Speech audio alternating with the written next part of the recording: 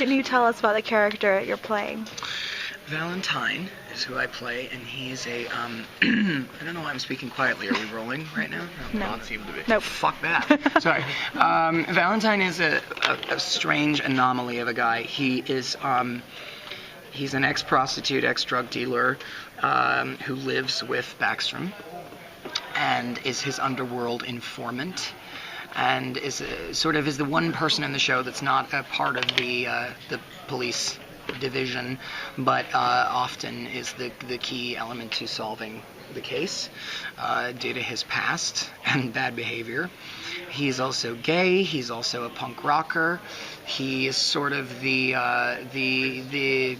only person that Backstrom trusts, and Backstrom is the only person that he trusts. So they have this very strange bond of really distrusting and being quite bitter about the human race in general, but the two of them like to protect each other. How did they meet? Well, that's a mystery that'll get solved later. I can tell you this much: they lived together for 7 years, and Backstrom sort of rescued Valentine off the street.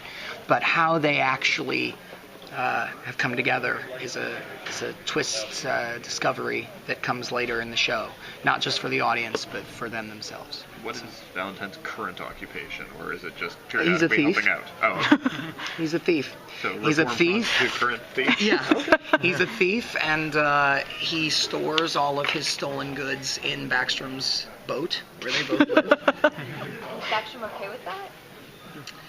No, of course he's not. But like I said, there's this weird, that is one of the questions that comes up a lot in the show, is how can a middle-aged heterosexual police officer share a life with a young homosexual criminal?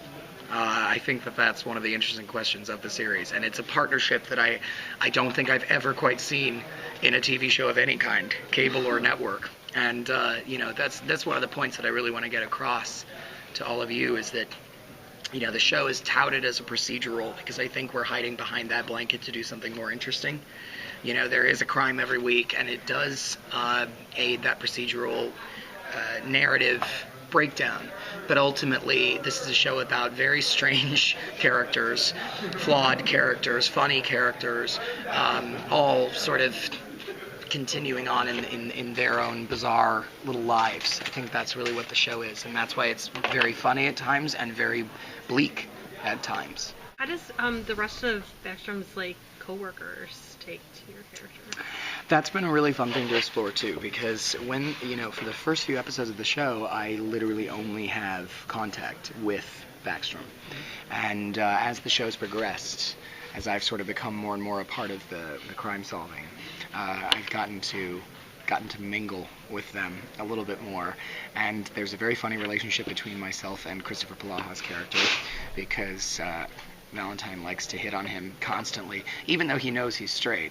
He just likes to torture him, basically, which is great. And then also he's formed a bit of a friendship with Beatrice Rosen's character, and we like to speak French to each other, which was something I came up with that Hard Handsome went along with, and is funny. Un petit peu. I am studying right now, though, to be fluent, because I'm directing a movie in Montreal in February, and I'd like to be able to speak with my crew. I hear it helps.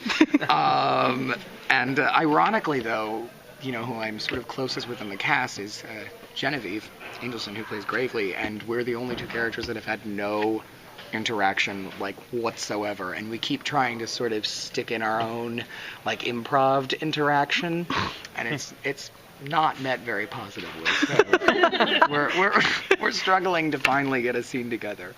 But yeah, that's kind of how it goes. I think they all just kind of look at him as the weirdo burden who sometimes helps them, that they all have to deal with. Because Valentine is a bitch.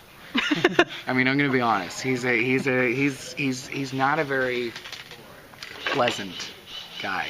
He's an expert manipulator. When you started, you probably know a lot more now, but when you started, did they tell you I know nothing. The backstory? Only because, like you said, it is so odd situation, and you do wonder why would Backstrom of all people, especially... Well, we kind of co-created the story. I mean, it really was, he was really supposed to be an in-and-out, over-the-top, flamboyantly gay joke who wore pastels. And I came in and said, let's make him a kick-ass punk rocker. you know. Mm-hmm. And Hart has agreed. He's like, Valentine is the toughest person on the show, which I think is really cool to have a character that is, you know, cutthroat and tough and yet happens to be a gay guy. I mean, and that's something that I think is very rare for TV.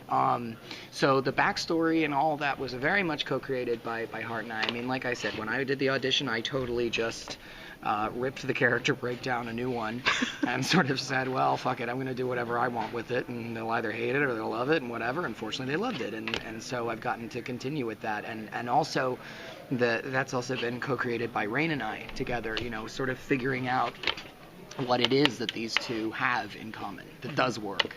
And yeah, I mean, it's a really unique position to be in, and being you know, 26 years old and doing my first sort of real an ensemble show. It's Rain's show, and the rest of us are there to kind of facilitate that, and I actually really love that because it allows me specifically kind of more room to just play. You know, when you're carrying a show like Terminator or even like Secret Circle or whatever, you're often forced into such kind of very definitive character decisions.